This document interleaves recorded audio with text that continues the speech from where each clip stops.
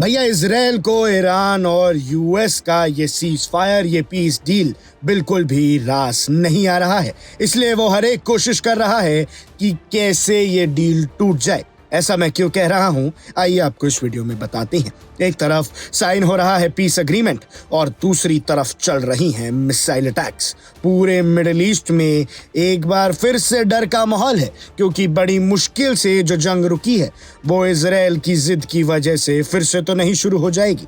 दर्शकों, आज हम बात कर रहे हैं उस नाजुक मोड़ की जहां एक तरफ वॉशिंगटन और तेहरान के बीच महीनों की मेहनत के बाद एक अग्रीमेंट साइन होता है, पर दूसरी तरफ लेबनान की जमीन पर गिरती हुई मिसाइल इस पूरे डिप्लोमेटिक पेपर को जलाने की धमकी दे रही हैं। जी हां दर्शकों, लेबनान के अंदर कल ही 5 लोगों की जान गई है इजराइल के जानलेवा हमले से, इजराइल के खूनी हमले से। लेकिन वहीं दूसरी तरफ तो बात हो रही है कि ये जंग खत्म हो गई है। ईरान और यूएस स्विट्जरलैंड में बैठ के डील साइन कर रही हैं, और वहीं दूसरी तरफ इजराइल लेबनान पर लगातार हमले करता ही जा रहा है। कहानी शुरू होती है उस मेमोरेंडम ऑफ अंडरस्टैंडिंग से जिसे बड़े नाज से यूएस और ईरान ने साइन किया है। इस एग्रीमेंट में एक बहुत ही साफ और जरूरी क्लॉज था कि सारे फ्रंट्स पर मिलिट्री ऑपरेशंस को तुरंत रोक दिया जाएगा, और इसमें लेबनान का जिक्र खास तौर पर था। वॉशिंगटन को लगा था कि उन्होंने तेहरान को मना कर एक बड़ा मास्टर स्ट्रोक खेला है, लेकिन डिप्लोमेटिक टेबल्स पर जो फैसले होते हैं वो जमीन की हकीकत से बहुत अलग है। इसका सबूत हमें अगले ही दिन मिल गया। इस पूरे सीन में सबसे बड़ा ट्विस्ट ये है कि इस एमओयू पर 2 सबसे अहम प्लेयर्स के सिग्नेचर थे ही नहीं, और वो हैं इजराइल के और हिजबुल्लाह के। प्राइम मिनिस्टर बेंजामिन नेतन्याहू की गवर्नमेंट ने साफ कर दिया है कि वो इस एग्रीमेंट से बंधे नहीं हैं। उनका कहना है कि जब तक हिजबुल्लाह के अटैक्स बंद नहीं होते, इजराइल चुप नहीं बैठेगा। और नतीजा ये है कि सदर्न लेबनान और बेका वैली पर लगातार हेवी एयर स्ट्राइक्स हो रही हैं।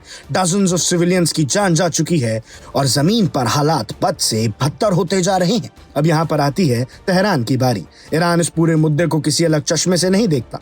उनके लिए लेबनान का फ्रंट और यूएस ईरान डील एक ही सिक्के के 2 पहलू हैं। जब इजराइल ने स्ट्राइक्स रोकने से मना कर दिया तो ईरान ने सीधे तौर पर यूएस और इजराइल पर इस एग्रीमेंट को वायलेट करने का आरोप लगा दिया। बात सिर्फ बयानबाजी तक नहीं रुकी। टेंशन इस हद तक बढ़ गई कि ईरान ने अब एक ऐसी धमकी दे दी है जो पूरी ग्लोबल इकोनॉमी को हिला रही है, the closure of strait of Hormuz. अगर आपको नहीं पता तो बता दूं कि स्ट्रेट ऑफ हॉर्मुज दुनिया का वो अहम चौक पॉइंट है जहां से दुनिया का 1/3 तेल गुजरता है, और ये सारी जंग इसी के आसपास हुई। अगर ये बंद हो गया तो एक बार फिर से ऑयल प्राइसेस आसमान छू जाएंगे। इन सब के बीच वॉशिंगटन में बैठे डिप्लोमैट्स के सर में बहुत बड़ा दर्द शुरू हो गया है। यूएस इस वक्त इजराइल की स्टबर्ननेस से बहुत ज्यादा फ्रस्ट्रेटेड है। एक तरफ यूएस ईरान के साथ अपने रिश्ते सुधारने की कोशिश कर रहा है, और दूसरी तरफ उनका सबसे पक्का दोस्त यानी इजराइल उनके ही बनाए प्लान पर पानी फेर रहा है।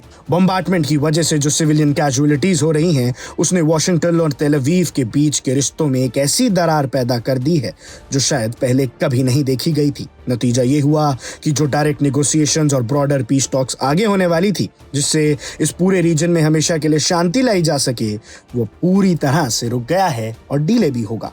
तो अब बड़ा सवाल ये उठता है, क्या डिप्लोमेटिक एग्रीमेंट सिर्फ कागजों पर अच्छे लगते हैं, क्योंकि अब तक सबसे इंपॉर्टेंट प्लेयर नेतन्याहू को तो बिठाया ही नहीं गया। Subscribe to One India and never miss an update. Download the One India app now.